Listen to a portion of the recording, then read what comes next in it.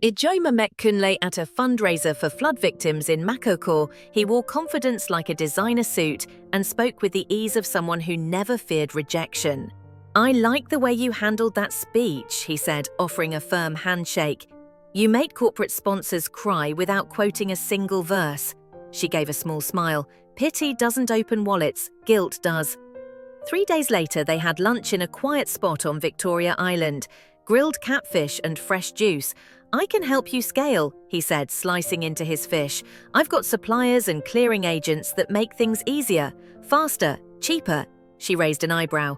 "Perfectly legal," he added quickly. "We just know how to work around the inefficiencies in the system." She didn't ask too many questions. Not then. Not when her competitors were getting duty-free goods, while she waited endlessly at the ports. Not when her invoices stacked higher than her profits. By the time she realized what she'd stepped into, she was already waist-deep. Her world shrank fast. She moved the essentials into her apartment: laptop, files, a few client folders. The Ikoyi office remained locked up, its shelves still stocked with imported centerpieces she could no longer use or sell. One morning, Esosa called. "The Bureau will recommend restitution and a suspended sentence if you continue cooperating," he said. Her hand flew to her chest. "Suspended?" "You won't go to jail," he clarified, "but you'll repay what's owed, and your license will be suspended for at least a year." She closed her eyes. A suspended sentence meant she still had a future, even if it looked nothing like the one she imagined. "Thank you," she said, barely audible. "You're doing the right thing," he replied. She wasn't sure about that. It didn't feel noble, it just felt like survival. That Sunday, she returned to the church in Yaba. She waited until the crowd thinned before walking up to the front. Pastor Obasi was still gathering his notes. He saw her and nodded. "Come." She hesitated before stepping forward, shame clinging to her like sweat. "I don't know how to be in front of people anymore," she said. "I don't know how to explain that I let everything fall apart."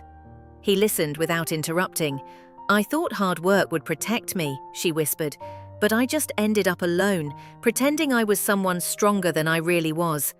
"Pride is loud," he said gently, "but healing is quiet. You're not here to perform, just to begin again."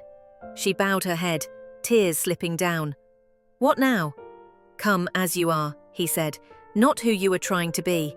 In the weeks that followed, she signed the debt restructuring Temi arranged. It would take years. She called clients and vendors one by one. Some didn't answer, others hung up. A few listened. At night, she sometimes stared at the ceiling, thinking of the younger version of herself, the 23-year-old with a desk in a shared Surulere office, dreaming of one big break. Would that girl understand her now? Maybe, maybe not. The day she locked her Ikoyi office for the last time, she stood in the doorway for a while. She ran her hand along the desk that once thrilled her and stared at the empty space that used to buzz with ambition. This time, she didn't leave in shame. She left with a quiet promise. Whatever she built next would be honest. As she stepped outside, her phone buzzed. A message from Temi. "Your statement has been filed. You're officially clear to move forward." She looked up at the sky. Warm, open, quiet. It didn't feel like an ending. It felt like the right kind of beginning.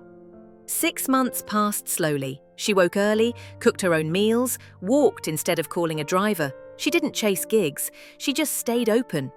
One day, at church, a young bride approached her after service. "I heard you used to plan big weddings," the girl said shyly. "I don't have much, but I trust you." Ijeoma didn't charge. She simply helped. When the wedding was over, the bride slipped an envelope into her hand. "For your time," she said, "and because you treated me with respect." That night, Ijeoma sat on her small balcony, counting the crisp notes, not out of greed, but because they felt sacred, like a first fruit, like grace. She registered a new name: Mo's Events and Advisory. No flash, no illusions, just structure, clarity, and peace. She worked from her living room, one project at a time. She stopped worrying about applause. Sometimes she thought about Kunle. Then one evening, Temi mentioned him. "You heard?" "No," Ijeoma said. "He tried the same thing with another company. This time they didn't go easy. He's facing serious charges."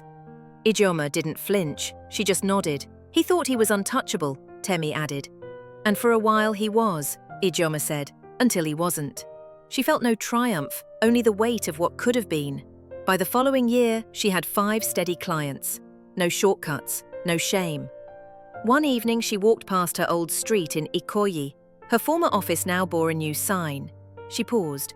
No anger, no nostalgia, just gratitude. Her phone buzzed, another inquiry. A simple wedding, a clean start. She looked up at the fading sky, and in her heart she whispered, no more shortcuts, no more hiding. She didn't need everything back. She had what mattered, peace, purpose, and the kind of clarity no money could buy.